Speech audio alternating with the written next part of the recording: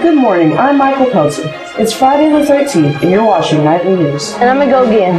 Thanks for tuning in. This coming Monday is a federal holiday, Martin Luther King Jr. Day. Here with a special segment to celebrate Dr. King is Nightly News correspondent Maddox Williams. I have a dream that one day this nation will rise up and live out the true meaning of its creed.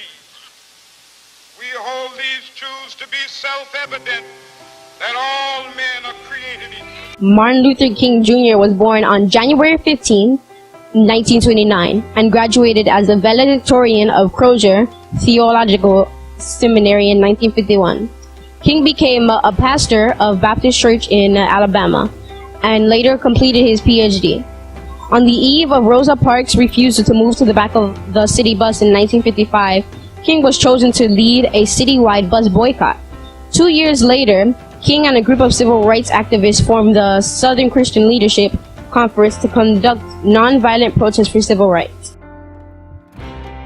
Inspired by Gandhi's activism, King worked with the SCLC to organize black voters and civil rights protests. In 1963, King was arrested at a march in Alabama. During his time in jail, King wrote a rebuttal to an article denouncing his methods. His longhand notes on the margins of the newspaper became known as the Letter from Birmingham Jail, and was famously republished and studied in college across the country.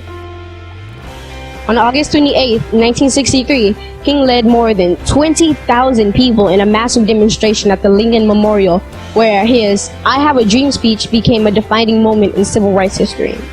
Through his work, King helped pass the Civil Rights Act of 1964 and received the Nobel Peace Prize that same year. Although King faced criticism for more militant black leaders, he continued his peaceful efforts towards both racial and economic justice. After delivering his "I've Been to the Mountaintop" speech at a rally in Memphis, King was assassinated the next day on April 4th, 1968, while standing on the balcony of his hotel room. King was awarded the Presidential Medal of Freedom in 1977 and a Congressional Gold Medal in 2004. In 2011, the Martin Luther King Jr. Memorial was opened on the National Mall in Washington, D.C. Today, Martin Luther King Jr. National Holiday continues to be honored on the third Monday of every January. Next Monday, January 16th, we'll be out of school to observe this holiday. Please take a few minutes to reflect on the awesome work of Dr. King and the legacy of activism he left to us. Reporting for Nightly News, I'm Maddox Williams. Thank you, Maddox, for that insightful piece into Dr. King's life. Here with breaking news and announcements are Nightly News reporters Bryson Yarbrough and Nathan Vidal. Thanks, Miguel and Michael. Here's what's coming up at MLCPA. Wednesday, January 25th will be early dismissal day. We'll be leaving school at 1 p.m. on that day. Our robotics team will be competing in their third match tomorrow. We'll bring you the results right here on Nightly News. On Friday, January 27th, the PTO will be hosting another Tailgate Friday. Make sure to bring $7 so you can enjoy some delicious food during lunch. As you heard from Maddox, Martin Luther King Jr. Day is next Monday, January 16th. MLCPA will be closed and will not have school that day. 26 students will be taking a trip to Washington, D.C. next week for the presidential inauguration, including several of us here from Nightly News. We'll bring you full coverage of what the experience is like in our episode January 27th. That's all the announcements for this week. I'm Nathan Vidal.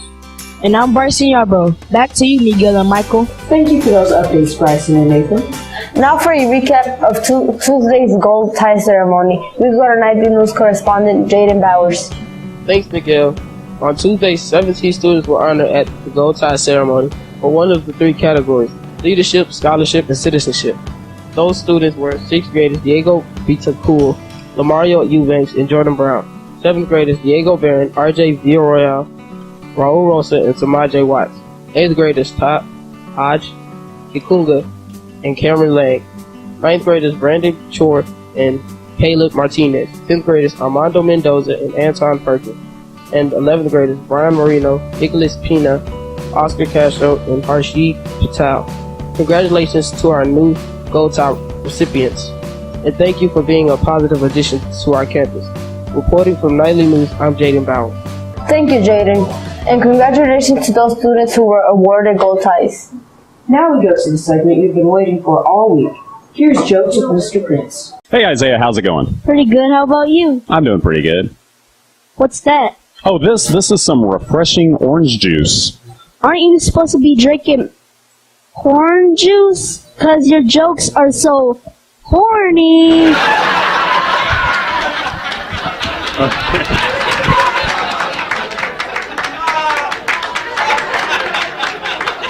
Thanks, Mr. Prince.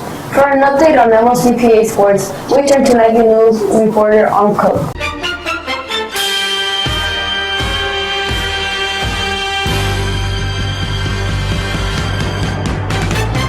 Thanks, Miguel. On Wednesday, our middle school basketball team played MC Williams, and it was a blowout. Our Knights crushed the Williams Wolverine. The 7th grade team won 37-16, and the 8th grade team beat Williams 50-19. Both team records stand at 5-0 if you don't count the tournament last week, which we do not.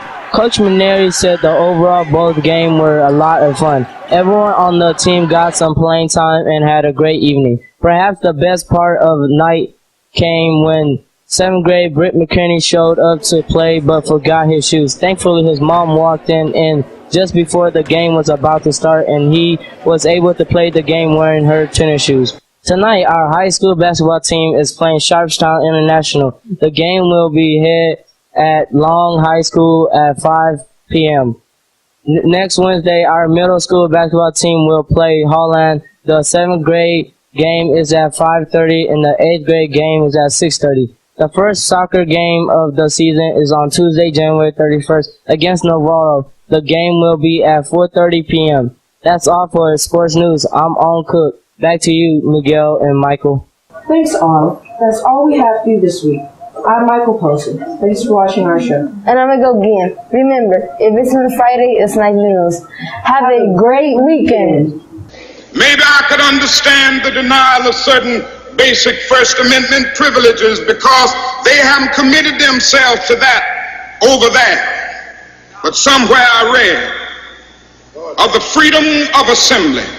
Somewhere I read of the freedom of speech. Somewhere I read of the freedom of press. Somewhere I read that the greatness of America is the right to protest far right.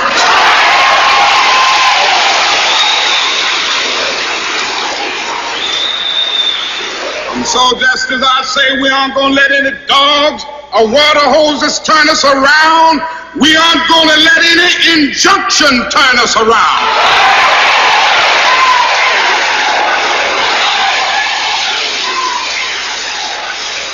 Well, I don't know what will happen now. We've got some difficult days ahead. But it really doesn't matter with me now because I've been to the mountaintop. I don't mind. Like anybody, I would like to live a long life. Longevity has its place. But I'm not concerned about that now. I just want to do God's will. And He's allowed me to go up to the mountain.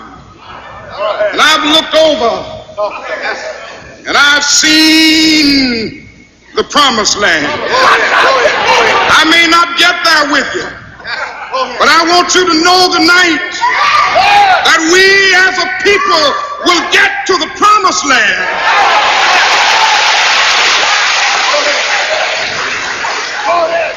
So I'm happy tonight. I'm not worried about anything. I'm not fearing any man. Mine eyes have seen the glory of the coming of the Lord.